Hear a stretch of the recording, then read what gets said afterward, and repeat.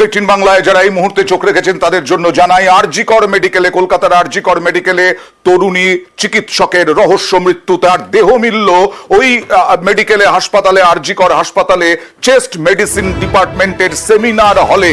আর তারপরেই গতকাল রাতে ডিউটি ছিল তার, তারপরে বিশ্রামের জন্য যা জানা যাচ্ছে এখনো পর্যন্ত, বিশ্রামের জন্য, রেস্টের জন্য কোনো রেস্ট রুম নেই, সেমিনার হলেই তারা রেস্ট নেন। এরপর দেখা গেল সকালবেলা তার দেহ পড়ে রয়েছে। তার বাবা দাবি করছেন, ওই তরুণী চিকিৎসকের বাবা দাবি করছেন, ওই তরুণী চিকিৎসকের মুখ থেকে রক্ত বেরোতে দেখা গেছে, জামা কাপড় অবিন্যস্ত ছিল। কিন্তু পুলিশ যদিও বাইরে আঘাতের কোনো চিহ্ন নেই বলছে পুলিশ। তার বাবা কি দাবি করছেন একবার দেখাবো।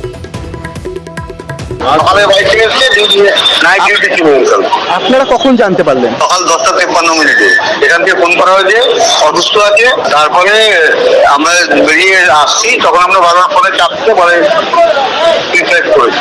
আমরা এখন বলেছি মুখ দিয়ে রক্ত বেরিয়ে গেছে, পোশাক থেকে অবিন্যস্ত হয়ে আছে, জামা কাপড় সব মানে ঠিক কোনো পড়া নেই। তুমি যখন বুঝে আমাদের বলেন স্টেটমেন্ট দেবেন। আর এইরকম ঘটনা ঘটার পরেই খবর পেয়ে তৎপর পুলিশ ছুটে গেলেন পুলিশ কমিশনার বিনীত গোয়েল। হাসপাতালে এখনো রয়েছেন তিনি, বৈঠক চলছে সুপারের সঙ্গে। এছাড়াও ফরেনসিক টিমও গেছে নমুনা সংগ্রহের জন্য। তার দেহে পাশে মোবাইল, ল্যাপটপ, ব্যাগ পাওয়া গেছে। আর স্বতঃপ্রণোদিত মামলা দায়ের করে তদন্তে নেমেছে পুলিশ, এবং তার সঙ্গে সঙ্গে 11 সদস্যের তদন্ত কমিটিও গঠন করা হয়েছে। কিন্তু এই তরুণীর মৃত্যুতে শোকাহত তার প্রতিবেশীরা। কি বলছেন তারা দেখুন। খুবই ভালো মেয়ে, প্রচন্ড ভালো মেয়ে, মানে ওর মতন ভালো মেয়ে হওয়া মুশকিল।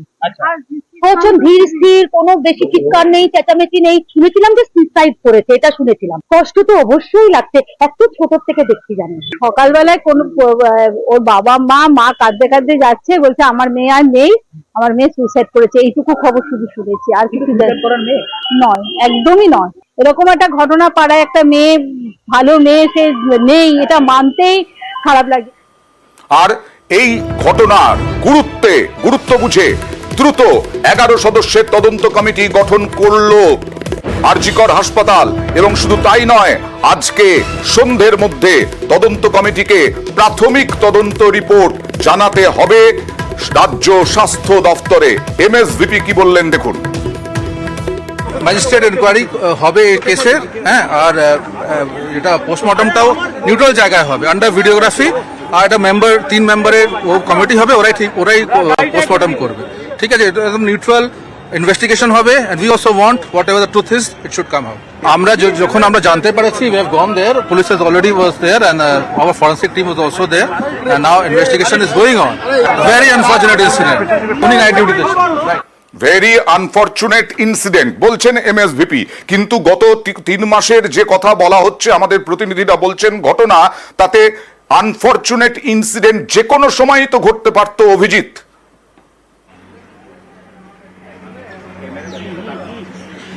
অয়ন, এখানেই প্রশ্ন উঠছে নিঃসন্দেহে। 3 মাস আগে যেখানে 3 জন মত্ত অবস্থায় রোগীর পরিবার 4 তলায়, একদম 1 তলাতেও নয়, গ্রাউন্ড ফ্লোরে নয়, একদম 4 তলায়, যেখানে চেস্ট মেডিসিন ডিপার্টমেন্ট, তার সেমিনার রুমে কি করে ঢুকে পড়তে পারে? অবশ্যই প্রশ্ন উঠছে নিরাপত্তার দিক থেকে। তার মানে নিরাপত্তা ব্যবস্থা সঠিক ছিল না, সেই প্রশ্নটা উঠতে শুরু করেছে।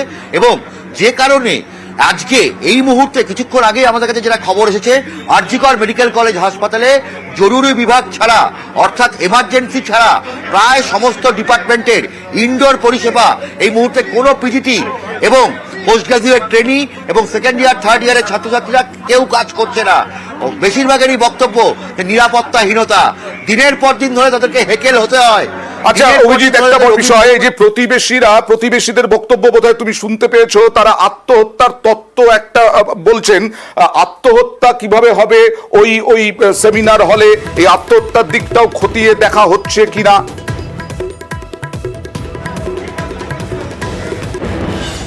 নিঃসন্দেহে পুলিশ অবশ্যই আত্মহত্যার বিষয়টা খতিয়ে দেখবে যে কিন্তু এখন একটা প্রশ্ন, যে যেহেতু ওর বাবা, এই তরুণীর বাবা বলছেন যে দেহ নিচে শোয়ানো ছিল, এখন যদি একদম সোজা হওয়া ভাবে শোয়ারও থাকে, আচ্ছা। যে কিভাবে আত্মহত্যা হয় ঠিক। সেটা ময়নাতদন্তের রিপোর্টে পরিষ্কার হবে, পোস্টমর্টেম রিপোর্টে সেটা পরিষ্কার হবে। আর কিছুক্ষণ পরেই পোস্টমর্টেম বেশ, আর কিছুক্ষণ পরেই পোস্টমর্টেম রিপোর্ট বেরোবে, তখনই বোঝা যাবে কি রহস্য মৃত্যুতে কি আছে, এবং তার সঙ্গে সঙ্গে 11 সদস্যের তদন্ত কমিটি, সেই তদন্ত কমিটির রিপোর্টও জমা পড়বে আজ সন্ধ্যের মধ্যে প্রাথমিকভাবে রাজ্য স্বাস্থ্য দপ্তরে। আমার সঙ্গে রয়েছেন অনুপ চক্রবর্তী, আমাদের আরেক প্রতিনিধি। এই যে আরজি করে রহস্য মৃত্যু, নিরাপত্তার অভাব অভিযোগ, আর তাতে শুধু জরুরি পরিষেবা চালু থাকবে, চিকিৎসক সংগঠন তারা কি এই সিদ্ধান্ত নিয়েছে কতদিনের জন্য? ইতিমধ্যেই তারা কিন্তু বেশ কিছু দাবি যেমন রেখেছে, সেই নিয়ে যে ছাত্র মূলত ছাত্রীর মৃত্যুর ঘটনা ঘটেছে, অস্বাভাবিক মৃত্যুর ঘটনা, সেই ঘটনা নিয়েই কিন্তু একেবারে সোচ্চার হয়ে বেশ কিছু দাবি রেখে তারা কিন্তু শুধুমাত্র জরুরি পরিষেবা বাদে সমস্ত রকম কিন্তু পরিষেবা বন্ধ রাখার সিদ্ধান্ত নিয়েছে অনির্দিষ্ট সময়ের জন্য। তার কারণ তারা হিসাবে জানাচ্ছে তাদের কিন্তু যে সেমিনার রুম রয়েছে সেখানে কিন্তু কোনো রেস্ট রুম নেই। এটা শুরু করে গতকাল যে পরিস্থিতি হয়েছিল এবং তার পরবর্তী ক্ষেত্রে ছাত্রীর যে অস্বাভাবিক মৃত্যুর ঘটনা ঘটলো, গতকাল যখন তিনি ডিউটি ছিলেন, পরবর্তী ক্ষেত্রে তারা এই নিরপেক্ষ তদন্তের তারা দাবি করছে। এছাড়াও একগুচ্ছভাবে তারা নিরপেক্ষভাবে তদন্ত করা হয়, পাশাপাশি পুলিশের সঙ্গে অন্যদিকে পরিবার যারা আছে একেবারে এমনই কিন্তু চিকিৎসা অফিসারের পক্ষ থেকে জানানো হয়েছে, এই দাবি তারা জানিয়েছে। যেমন তার পরবর্তীতে বলা হয়েছে অনির্দিষ্টকালের জন্যই কিন্তু তারা এই পরিষেবা বন্ধ রাখার সিদ্ধান্ত, শুধুমাত্র জরুরি পরিষেবা বাদে সমস্ত পরিষেবা কিন্তু বন্ধ রাখার সিদ্ধান্ত নিয়েছে। পরবর্তী কি যে রিপোর্ট কমিটি গঠন করে তারা কি রিপোর্ট দিয়ে তার উপর নির্ভর করে। ধন্যবাদ। এমার্জেন্সি সার্ভিসেস চলছে, বাকি এমার্জেন্সি সার্ভিসেস ছাড়া নন এমার্জেন্সিয়াল সার্ভিসেসগুলো হচ্ছে আমাদের পিজিটি যারা আছে, রেসিডেন্ট ডক্টর অ্যাসোসিয়েশন, যতক্ষণ না এই কমিটি ফর্মেশন বা এগুলো হচ্ছে ততক্ষণ পর্যন্ত আমরা সলিডারিটিতে